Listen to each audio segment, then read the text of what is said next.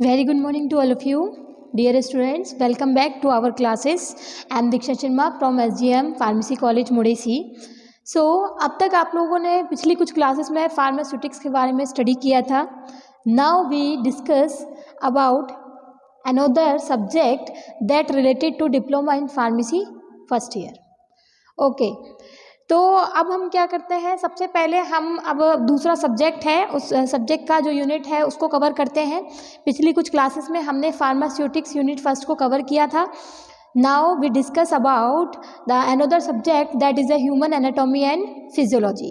Okay, तो अब आज की क्लासेस में हमको ये जानना है कि जो आप लोगों का दूसरा सब्जेक्ट है ह्यूमन एनाटॉमी एंड फिजियोलॉजी, उसमें आप लोगों को क्या क्या पढ़ना है, वो किस सब्जेक्ट का जो टाइटल है वो किस तरीके से आप रिप्रेजेंट कर सकते हैं, और इस सब्जेक्ट में आपको क्या क्या जानना है और क्या क्या आपको उसमें से नॉलेज लेना है. Okay, so now we discuss. First of all, सबसे पहले आप लोगों को सब्जेक्ट का टाइटल पता होना चाहिए कि ह्यूमन एनाटॉमी और फिजियोलॉजी एक्चुअल में होता क्या है. देखिए, सबसे पहले दो टर्म है, तो वो दो टर्म्स को क्लियर रखिएगा.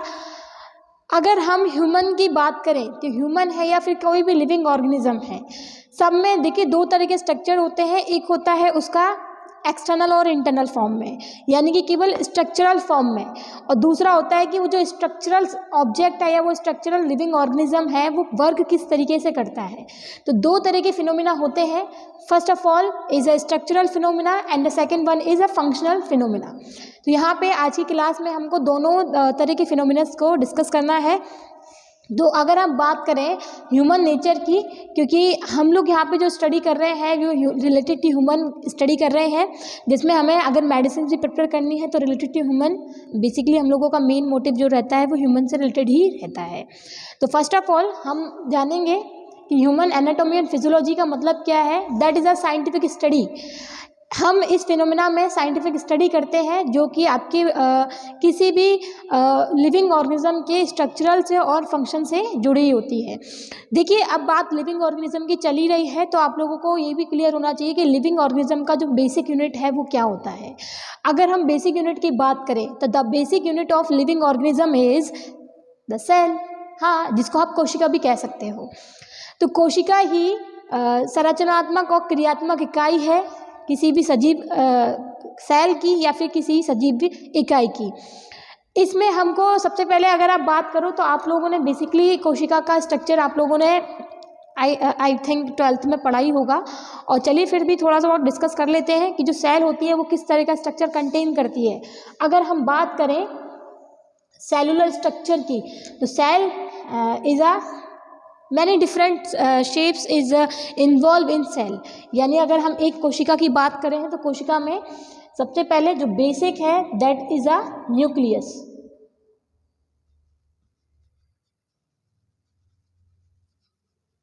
And that is a nucleoid. इसके अलावा अगर हम बात करें, इसमें अदर और भी मेम्ब्रेन बाउंड ऑर्गेनेलीज होते हैं जो इन्वॉल्व होते हैं, like mitochondria, Golgi body, endoplasmic reticulum, ribosome, lysosome. Various type of membrane bound organelles are present here. Okay, so अगर हम किसी भी लिविंग ऑर्गेनिज्म को देख रहे हैं तो उसमें हमें पता है कि हम लिविंग ऑर्गेनिज्म का सबसे पहले उसका स्ट्रक्चर के बारे में समझते हैं, उसके स्ट्रक्चर के बारे में स्टडी करते हैं कि जो इसका स्ट्रक्चर है वो किस तरीके से मेकओवर होता है. और जो दूसरा टॉपिक है वो है उसका फंक्शन, कि वो जो ह्यूमन लिविंग ऑर्गेनिज्म है वो एक्चुअल में फंक्शन किस तरीके से करता है. देखिए, multiple living organism are involve in this earth. अगर हम बात करें तो यहाँ पे दो तरह के फैमिलीज हैं, जैसे एक है एनिमल फैमिली, एक है प्लांट फैमिली. तो दोनों में क्या डिफरेंस है कि प्लांट ही is also made from cell and animal is also made from cell, दोनों के दोनों सेल से बने हुए हैं। अब इन दोनों के सेल का जो स्ट्रक्चर है भाई थोड़ा तो फ़र्क होगा, जब भी तो एनिमल और प्लांट को हम अलग अलग डिफरेंस कर पाते हैं। तो इसी को देखते हो, दोनों का फंक्शंस भी अलग है, प्लांट का जो फंक्शन है वो डिफरेंट है एज़ कम्पेयर टू एनिमल। तो अगर हम बात कर रहे हैं ह्यूमन की, तो ह्यूमन में भी एनाटॉमी और फिजियोलॉजी दो तरह के फिनोमेना है। सबसे पहले अगर हम बात करें तो ये सिस्टमिक स्टडी होती है related to functions and related to structural units of any living organism that is related to human category. इसी में अगर हम बात करें, सबसे पहले एनाटॉमी और फिजियोलॉजी दो तरह की सिस्टमिक स्टडी है, जिसमें आप लोगों को ये जानना है कि एनाटॉमी जो होती है उसका मतलब क्या है और फिजियोलॉजी जो होता है उसका मतलब क्या है। देखिए, अगर हम बात करें एनाटॉमी की, तो एनाटॉमी और फिजियोलॉजी दोनों के दोनों ग्रीक वर्ड से लिए गए हैं, क्योंकि बेसिकली जो ग्रीक वर्ड होता था वो डेड लैंग्वेज होती है, जिसका कोई अदर मीन नहीं हो सकता, जिसका जो मीन है वो एज इट इज़ वही मीन होगा जिस फिनोमेना के लिए हम उसको यूज़ कर रहे हैं उस वर्ड को। इसी में अगर हम बात करें एनाटॉमी की, तो एनाटॉमी जो होता है वो स्ट्रक्चरल स्टडी को डिफाइन करता है। स्ट्रक्चरल स्टडी मतलब कि किसी भी ह्यूमन का जो बॉडी स्ट्रक्चर है वो किस तरीके से, किन किन मटेरियल से बना है, किसके कौन कौन से एलिमेंट्स हैं जो इसमें यूज़ हो रहे हैं, सेल का स्ट्रक्चर कैसा है, टिश्यूज़ का लेवल कैसा है, ऑर्गन लेवल कैसा है, ऑर्गन सिस्टम लेवल कैसा है, ये सारा डिटेल जो होता है हम उसका एनाटॉमी में देखते हैं।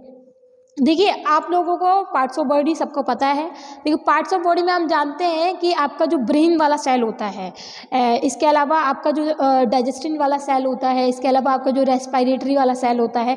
देखिए, हर तरह के बॉडी में फंक्शंस होते हैं। आप अगर सांस ले रहे हैं, आप माइंड से कुछ ना कुछ रिकॉग्नाइज कर रहे हैं, थिंकिंग कर रहे हैं। इसके अलावा आप जैसे बॉडी मूवमेंट में आपके हैंड है, लेग है, तो बेसिकली हम बात करें तो हर तरह की बॉडी फंक्शंस में स्पेशली उनका जो स्ट्रक्चर है वो डिफरेंट होता है। अगर हम जैसे बात करें आपके डाइजेस्टिव सिस्टम की, भाई आप जो खाना खाते हैं तो वो डाइजेस्टिव सिस्टम के थ्रू ही बॉडी को डाइजेस्ट होता है। तो उसमें जो जो ऑर्गन्स इन्वॉल्व हैं वो भाई आपके ब्रेन से तो डिफरेंट होंगे, ठीक है। इसके अलावा आपके रेस्पिरेटरी सिस्टम से भी डिफरेंट होंगे, क्योंकि रेस्पिरेशन में आप लंग्स का यूज़ कर रहे हैं, ठीक है। ब्रेन में आपके नर्वस सिस्टम्स हेल्प कर रहा है, न्यूरॉन सेल हेल्प करती है। इसके अलावा अगर आप डाइजेस्टिव सिस्टम की बात करें तो डाइजेस्टिव सिस्टम में आपको पता है स्टमक का यूज़ होता है, इंटेस्टाइन का यूज़ होता है, लीवर का यूज़ होता है। तो यहाँ पे जितने भी टाइप के ऑर्गन्स हैं, इन ऑर्गन्स का जो सबसे बेसिक यूनिट होता है दैट इज़ अ सेल।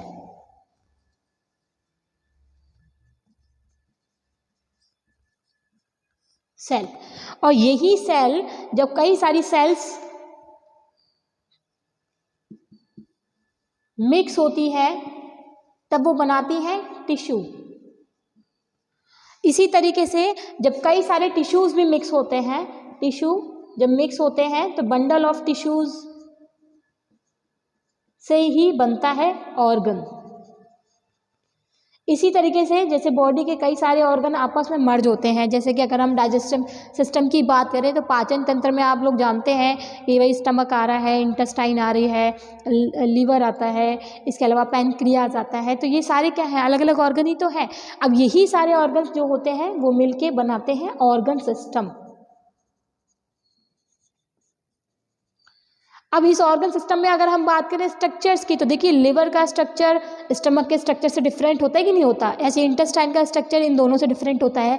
तो बेसिकली हम बात करें स्ट्रक्चरल यूनिट्स की, तो जो स्ट्रक्चरल यूनिट्स होती हैं उनको हम स्टडी करते हैं एनाटॉमी में। सेम इसी तरीके से अब हम बात करें फिजियोलॉजी की, तो देखिए फिजियोलॉजी से मैं भी आप इन्हीं सारे एग्जांपल्स को लेके चलिए कि इनका स्ट्रक्चर एक साइड हो गया और दूसरी साइड हम इसका फिजियोलॉजी देख रहे हैं, इनका काम देख रहे हैं कि ये काम कैसे करते हैं। जैसे HCl की बात कर रहे हैं तो HCl जो होता है वो आप जानते हैं कि हाइड्रोक्लोरिक एसिड जो होता है उसको प्रोड्यूस करता है स्टमक, क्योंकि स्टमक में ही HCl जो होता है, HCl के रिलीज़ के थ्रू ही बॉडी जो होती है, अब जब आप फूड को इंगल्फ करते हैं तो डाइजेशन ट्रैक में जो डाइजेशन वाला प्रोसेस है वो तभी स्टार्ट होता है। इसके अलावा हम इंटेस्टाइन में बात करें तो इंटेस्टाइन में भी कई सारे एंजाइम्स होते हैं जो डाइजेशन सिस्टम में पार्टिसिपेट करते हैं। लीवर में भी स्टोरेज होता है। इसके अलावा गॉल ब्लैडर एंजाइम को सिक्रेट करती है, पैनक्रियास एंजाइम को सिक्रेट करती है। तो यहाँ पर हम देख रहे हैं कि various type of enzymes are involve in the particular type of organs. तो यही जब इंडिविजुअल ऑर्गन यानी अलग अलग ऑर्गन जो होते हैं वो कई सारे एंजाइम्स को सिक्रेट कर रहे हैं, यानी कि उनका फंक्शन जो है वो अलग अलग तरह का फंक्शन है। तो यही हम जो फंक्शन है बेसिकली उसी फंक्शंस को हम लोग स्टडी करते हैं किसमें, फिजियोलॉजी में। Physiology means functions related to scientific study that is related to function, कि आंखें क्या काम करती हैं, भाई आंखें देखने का काम करती हैं, कान क्या काम करते हैं, कान सुनने का काम करते हैं, ठीक है। ब्रेन क्या काम करता है, ब्रेन थिंकिंग का, प्रोसेसिंग का काम करता है। तो यहाँ पे इसी तरीके से जो भी आपके स्ट्रक्चरल्स हैं related to any parts of the living organism या any parts of the living body, तो उनसे जुड़े हुए सारे के सारे जो काम हैं, जो फंक्शंस हैं, उन्हीं फंक्शंस को हम स्टडी किस में करेंगे, फिजियोलॉजी में। तो यहाँ पे एनाटॉमी और फिजियोलॉजी दोनों टर्म आई होप कि आप लोगों को क्लियर हो गया होगा कि एनाटॉमी का मतलब क्या होता है, ऐसे ही फिजियोलॉजी का मतलब क्या होता है, ठीक है। अब इसके बाद हम नेक्स्ट क्लासेस में जानेंगे कि एनाटॉमी भी अल्टीमेटली और कितने सब डिवाइसेस में कन्वर्ट है, और उसमें हम किस तरीके से उनको डिफरेंट लेवल पे देखते हैं और उनमें हम क्या क्या समझते हैं। तब तक के लिए थैंक यू।